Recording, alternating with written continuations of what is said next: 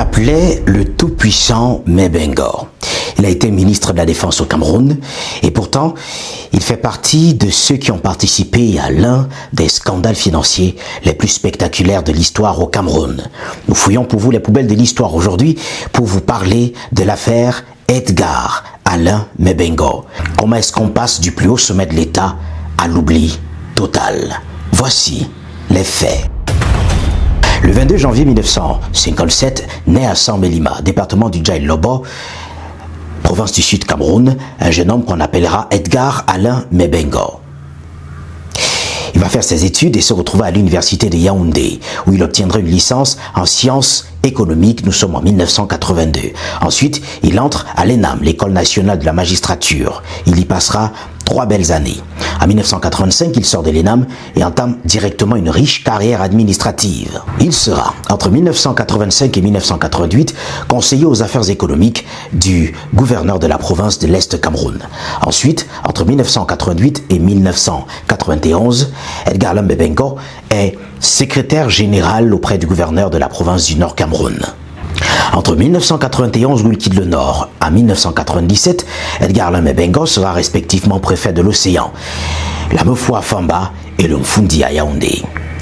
Celui qu'on connaissait comme étant le neveu par alliance du chef de l'État va être parachuté très rapidement en 1997 à la présidence de la République où il occupera les fonctions de directeur du cabinet civil. Nous sommes donc, je le disais, en 1997. Il va y passer de très belles années avant de retrouver la direction de la police camerounaise en tant que délégué général à la sûreté nationale. 2004.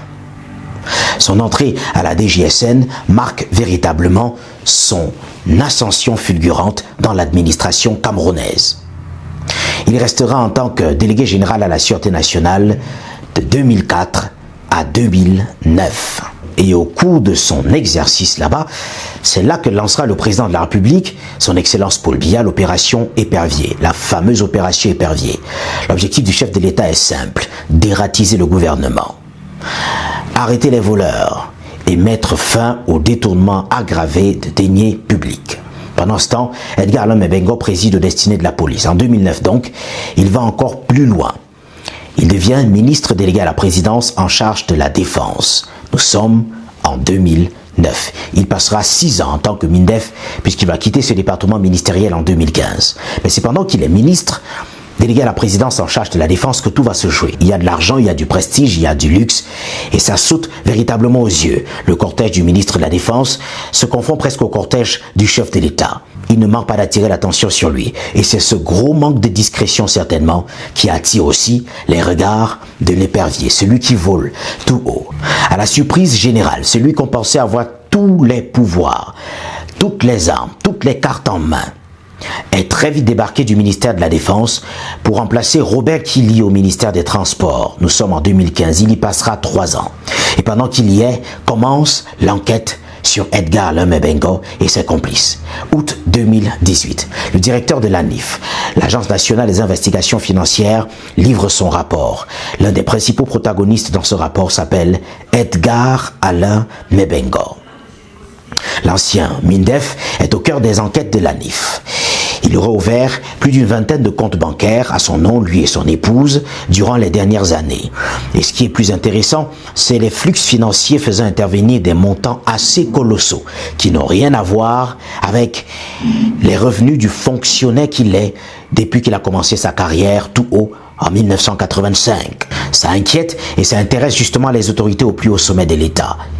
Les actions sont mises en place. La machine est lancée contre Edgar Alain Mebengo. Les enquêtes se mènent le plus rapidement possible. Nous sommes encore en août 2018. Quelques mois plus tard, nous sommes en mars. Et cette fois en 2019, le 5 mars plus précisément, Edgar Alain Mebengo est arrêté. Il est interpellé, lui et 3 autres personnes. Un certain Victor Migné, un autre Ghislain Boutou et Maxime Banguet. Ils sont arrêtés le 5 mars et une perquisition impressionnante est effectuée chez Edgar Alain Mebengo. Et jusqu'aujourd'hui, à en parler en tant que Camerounais, ça fait froid dans le dos à plus d'un. Des milliards de francs CFA retrouvés et empilés dans une chambre, tout simplement, chez Edgar Alain Mebengo. Des costumes de luxe commandés à l'étranger, sur mesure. 39 véhicules haut de gamme, retrouvés également chez l'ancien ministre. On parlera plus tard, concernant toujours leurs biens, de 76 immeubles appartenant à Edgar Alain Mebengo, lui et ses 3 autres complices.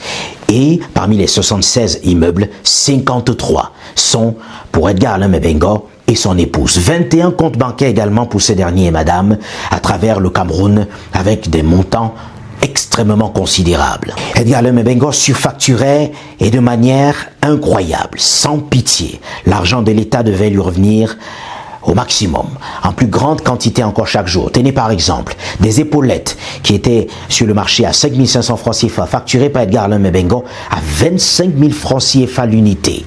Un képi de gendarmerie pour 9 500 francs CFA, facturé à 60 000 francs CFA par Edgar Alain Mebengo. Et imaginez s'il faut les acheter pour chaque gendarme camerounais. Le verdict est sans appel. Entre 2019 et 2023, les procédures et les procès se multiplient. C'est finalement dans la nuit du 31 janvier 2023 au 1er février que le verdict sera rendu par le tribunal criminel spécial. Le TCS frappe le poing sur la table. C'est terminé. 30 ans d'emprisonnement ferme pour Edgar Alain Mebengo. Les infractions, les délits et les crimes entre guillemets d'Edgar Alain Mebengo contre l'État du Cameroun auraient causé un préjudice financier de l'ordre de 23,8 milliards de francs CFA. D'autres co-accusés, ses proches collaborateurs, notamment Maxime Banguet et Justin Boutou, écopent de 25 ans d'emprisonnement ferme chacun. Victor Minier s'en sort avec 9 ans d'emprisonnement ferme. Et quant à Madame Mebengo, elle s'en sort avec 10 ans d'emprisonnement ferme. Mais pourquoi? Elle est accusée de complicité dans les détournements de deniers publics à travers son entreprise Limousine Prestige Service. Dame Mebengo a servi de canal à la passation de marchés fictif. Une histoire qui a fait froid dans le dos et qui surtout a démontré à quel point l'opération Épervier était pertinente. Mais quels sont véritablement les résultats de cette opération jusqu'aujourd'hui? Ça reste une question qui nécessite une profonde réflexion. Quels étaient les enjeux de l'opération Épervier? Est-ce qu'on en parle même véritablement? Est-ce qu'on a encore des responsables, des hauts commis de l'État qui passent par l'opération Épervier ou qui sont saisis par le dit Épervier? L'Épervier vole-t-il toujours? Ou véritablement il était question de mettre hors d'état de nuire certains Camerounais qui étaient devenus un peu trop puissants, qui avaient eu accès à un peu trop d'informations, un peu trop de pouvoir et un peu trop d'argent pour pouvoir être un véritable problème pour le régime? La question reste en suspens, mais l'affaire Opération Épervier continue de nous intéresser. Nous refouillerons pour vous les poubelles de l'histoire très bientôt pour parler d'une affaire, l'une des plus capitales, l'affaire Albatros.